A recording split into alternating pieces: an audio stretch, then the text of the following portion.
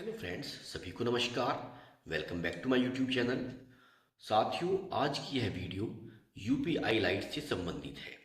आप सभी लोग अपने फ़ोन में यूपीआई का इस्तेमाल अवश्य करते हैं और आप सभी यूपीआई लाइट के विषय में भी अवश्य जानते होंगे। साथियों, अब यूपीआई लाइट और भी आसान हो गया है क्योंकि इसकी जो ट्रांजैक्शन लिमिट है उसमें परिवर्तन किया गया है। यूपीआई पेमेंट को आसान बनाने के लिए आरबीआई ने ट्रांजैक्शन लिमिट को बदल दिया है। इसमें इन्होंने बड़ा परिवर्तन किया है। चलिए देखते हैं ट्रांजैक्शन लिमिट में क्या परिवर्तन हुआ है। साथियों, वीडियो शुरू करने से पहले आपसे निवेदन है कि यदि आपने अभी तक मेरे चैनल को सब्सक्राइब नहीं किया है तो प्लीज़ चैनल को सब्सक्राइब करें और अगर आपको वीडियो अच्छी लगे तो इसे लाइक करें और अपने अन्य साथियों को भी शेयर करें।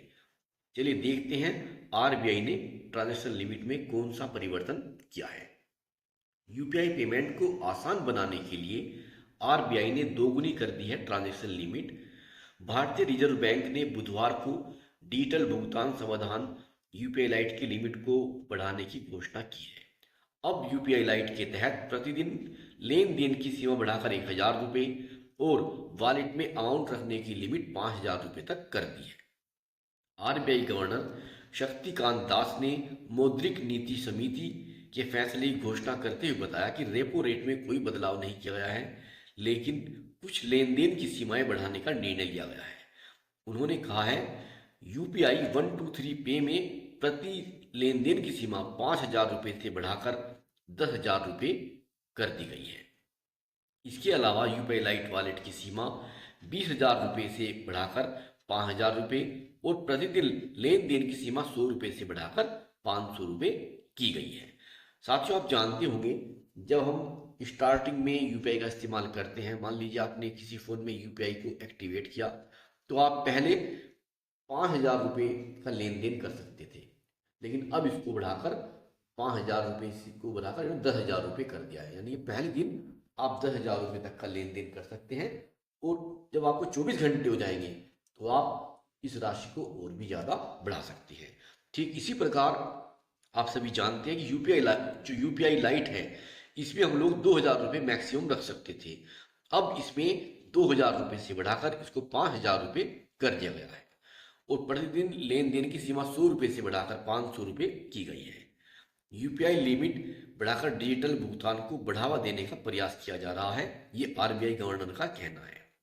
भारतीय रिजर्व बैंक ने यूपीआई की सीमा बढ़ाने का उद्देश्य यूपीआई को अधिक सुविधाजनक और समावेशी बनाना बताया है। आरबीआई गवर्नर शक्तिकांत दास ने कहा है कि यह कदम यूपीआई के व्यापक उपयोग को प्रोत्साहित करने के लिए उठाया गया है। कौन सी यूपीआई लिमिट आपके लेन देन के लिए है? यूपीआई 123 पे यूजर, यहाँ पर ये एग्जाम्पल दिया है।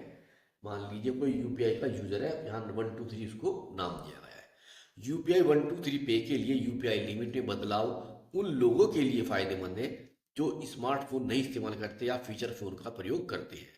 इस सेगमेंट के लिए आरबीआई ने मौजूदा भुगतान सीमा को बढ़ाकर 10,000 रुपये कर दिया है। यह फीचर खास तौर पर उन लोगों के लिए उपयोगी है जो इंटरनेट कनेक्टिविटी न होने पर भी यूपीआई से डिजिटल भुगतान करना चाहते हैं। भुगतान के लिए यूजर को 4 से 6 अंक का ट्रांजैक्शन पिन इस्तेमाल करना होता है। अब बात आती है यूपीआई लाइट वॉलेट की। अब यूपीआई लाइट वॉलेट का उपयोग करके 5,000 रुपये तक का भुगतान किया जा सकता है, जबकि पहले यह सीमा 2,000 रुपये थी। यूपीआई लाइट एक डिजिटल वॉलेट की तरह है जिसे मोबाइल डिवाइस पर छोटे लेन देन के लिए इस्तेमाल किया जा सकता है। यूपीआई लाइट भुगतान प्रणाली बैंकिंग इंफ्रास्ट्रक्चर का उपयोग किए गए बिना काम करती है। यूपीआई लाइट वॉलेट में यूजर अब 5,000 रुपये तक का बैलेंस रख सकते हैं, जो पहले 2,000 रुपये तक था। इस बैलेंस का उपयोग छोटे लेन देन के लिए किया जा सकता है। पहले इस प्रणाली में प्रतिदिन लेन देन की सीमा 100 रुपये थी, जिसे अब आरबीआई ने बढ़ाकर 500 रुपये कर दिया है। जब बैलेंस खत्म हो जाता है तो इसे लिंक किए गए बैंक खाते से फिर से भरा जा सकता है। घोषणा के दौरान आरबीआई गवर्नर शक्तिकांत दास ने यह भी बताया कि मौद्रिक नीति समिति ने लगातार 10वीं बार रेपो रेट को 6.5% पर स्थिर रखने का फैसला किया है। रेपो रेट वह ब्याज दर है जिस पर कमर्शियल बैंकों को केंद्रीय बैंक से उधारी मिलती है। तो साथियों, यह थी सूचना जो मैंने आपको वीडियो के माध्यम से दी है। आशा करता हूँ आपको वीडियो पसंद आएगा। वीडियो को लाइक करें, शेयर करें, साथ ही चैनल को सब्सक्राइब करना न भूलें। धन्यवाद।